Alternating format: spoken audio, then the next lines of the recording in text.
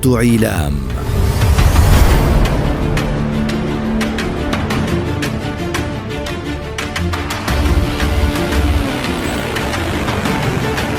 العصر البرونزي، الخط الزمني للحضارة 3400 سنة إلى 539 قبل الميلاد، قبل الحقبة العامة.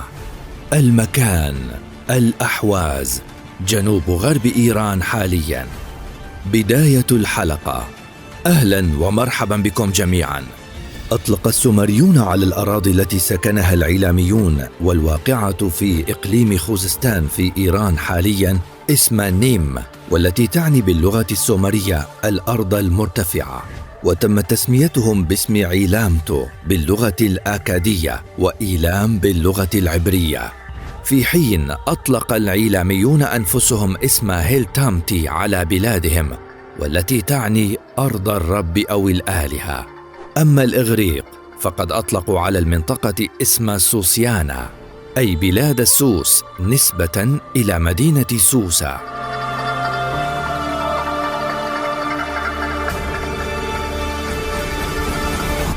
أصل العيلاميين.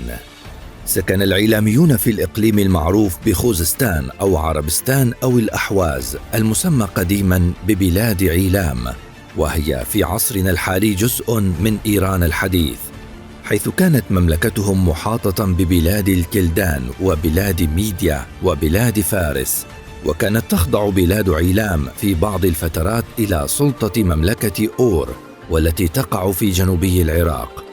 امتدت عيلام القديمة التي تم تفسيرها على نطاق واسع إلى معظم الأجزاء الجنوبية الغربية من الهضبة الإيرانية، ومن شبه المؤكد أن المناطق الساحلية حول بوشهر كانت أيضاً جزءاً من عيلام خلال فترات معينة. كانت عيلام تتكون من منطقتين، وهي المنطقة الأولى، المرتفعات التي تحتل على الأقل الجزء الجنوبي الغربي من الهضبة الإيرانية، والمنطقة الثانية سهل سوسيانا أو سوسة. لم يكن المدى الإقليمي للمنطقة الأولى ثابتاً، فلطالما تأثر طابعها الثقافي والعرقي بجارتها في بلاد ما بين النهرين.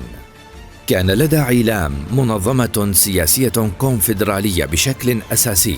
تم تسجيل العيلاميين في كل من المصادر العيلامية وغير العيلامية من النصف الثاني من الألفية الثالثة حتى الثلث الثاني من الألفية الأولى قبل الميلاد. علاوة على ذلك، تم توثيق علم الكلام العيلامي خلال فترة لا تقل عن 2500 عام، أي من منتصف الألفية الثالثة قبل الميلاد وحتى النصف الأول من القرن الأول الميلادي. نظراً لوجود عدد قليل جداً من النصوص في العيلامية قبل منتصف الألفية الثانية قبل الميلاد، تم تسجيل جميع الأسماء العيلامية المبكرة في المصادر السومرية والأكادية من سوسيانا العيلامية.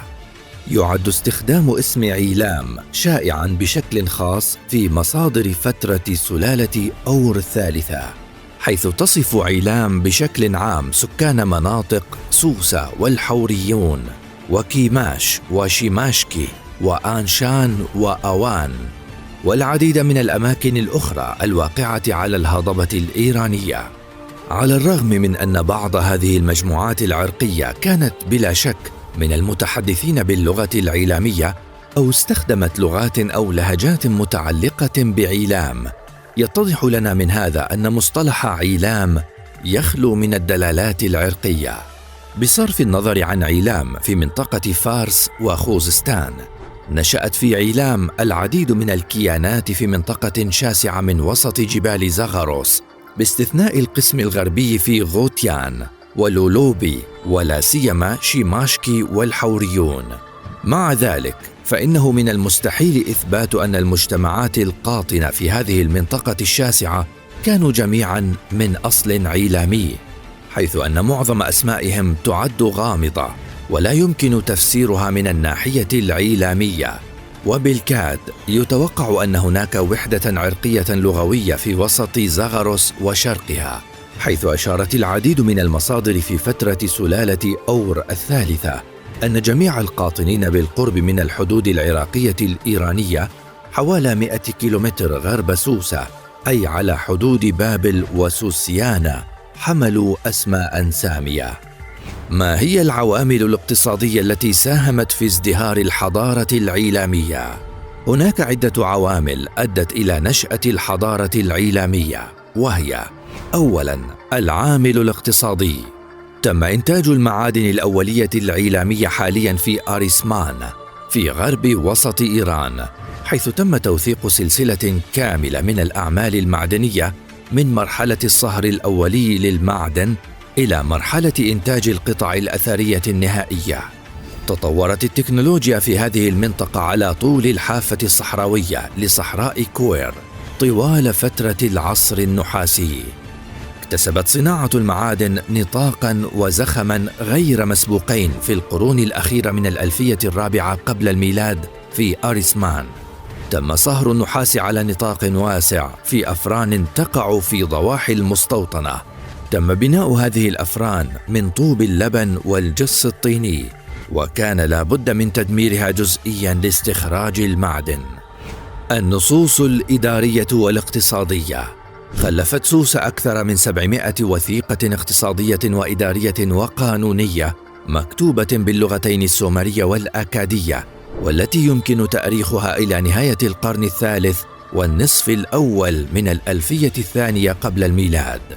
تم العثور على معظمها في القرن العشرين خلال أعمال التنقيب التي قام بها عالم الآثار رولاند دي ميكونيم، وتم نشرها بشكل رسمي بواسطة عالم الآثار جون فينسنت شيل. إن الاتصالات السياسية بين عيلام وبابل موثقة بشكل سيء للغاية، إلا أن هناك معلومات كثيرة حول التبادلات التجارية بين هذين البلدين. تأتي هذه المعلومات بشكل حصري تقريبا من مصادر مدينة لاغاش، وهذه المصادر تدل على وجود تجارة مزدهرة بين مدينة لاغاش وعيلام. كما يتضح من البيانات الموجودة أن هناك تبادلات تجارية أجريت بين لاغاش وجيرانها الشرقيين مثل دالمون التي تقع في جزر البحرين حالياً عبر الطرق النهرية والبحرية. شهدت المرحلة الأخيرة من فترة الأسر المبكرة قدراً كبيراً من الاتصال بين خوزستان ودولة مدينة لاغاش.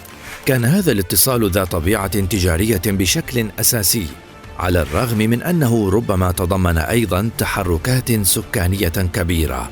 ومن المعتقد بأن إقليم خوزستان كان به عدد كبير من السكان السومريين الأكاديين، وأن هناك هجرة مستمرة لأعداد صغيرة من العيلاميين إلى بابل، وقد تم إحضار بعضهم هناك كعبيد.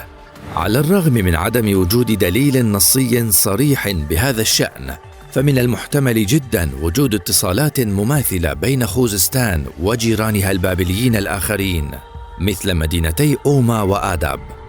ثانيا، العامل السياسي.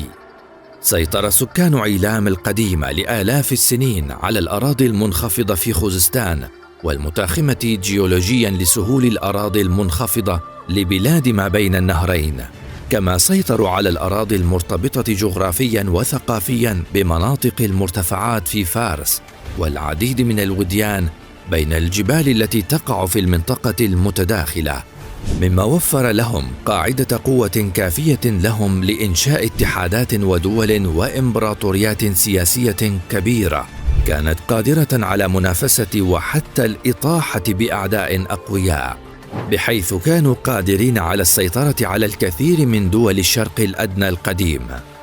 بعد أن آنس العيلاميون في أنفسهم القوة ورأوا ضعف سلالة أور الثالثة، طمعوا بأرضها الخصبة وبممتلكاتها. حدثت حروب ومعارك عديدة بينهم إلى أن استولى العيلاميون على جميع أراضي مملكة أور، ودخلوا عاصمتها وأسروا ملكها إبسين واقتادوه إلى بلاد عيلام وأنهوا سلطة الممالك السومرية وحضارتها. كان جنوب غرب إيران موطناً لمختلف الأنظمة السياسية العيلامية والدول التي انخرطت في الحروب والمؤامرات السياسية والتجارية مع بابل وآشور خلال معظم العصور البرونزية والحديدية حوالي 2200 إلى 500 قبل الميلاد. وكانت أيضاً قلب الإمبراطوريات الفارسية، حكمتها السلالات الأخمينية والساسانية حوالي 539 إلى 330 قبل الميلاد، وحوالي 205 إلى 638 بعد الميلاد على التوالي. تم استخدام اسم عيلام بشكل غير دقيق إلى حد ما من قبل كتبة بلاد ما بين النهرين من الألفية الثالثة قبل الميلاد فصاعداً لوصف المناطق والأنظمة السياسية الواقعة خارج حدودهم الجنوبية الشرقية مباشرة. على الرغم من أن مدينة سوسة كان ينظر إليها في البداية على أنها قلب عيلام القديمة، إلا أن مجموعة من الأدلة الأثرية والكتابية أوضحت أن سوسة والمناطق النائية لم تكن سوى واحدة من المراكز السياسية الرئيسية في جنوب غرب إيران، وأن أهميتها كمركز رئيسي تقلبت مع الوقت. على سبيل المثال، كان حوض نهر كور المرتفع هو موقع عاصمة المرتفعات العيلامية في مدينة آنشان، والتي تمت الإشارة إليها لأول مرة في الألفية الثالثة قبل الميلاد. في الحلقة القادمة سوف نستكمل الجزء الثاني من الحضارة العيلامية. نشكركم على حسن مشاهدتكم واستماعكم، ونتمنى بأن تدعموا القناة وأن تفعلوا جرس التنبيهات وأن تضغطوا على أيقونة الإعجاب ليصلكم كل ما هو جديد من قناة المتجول. شكرا للمتابعة وإلى اللقاء.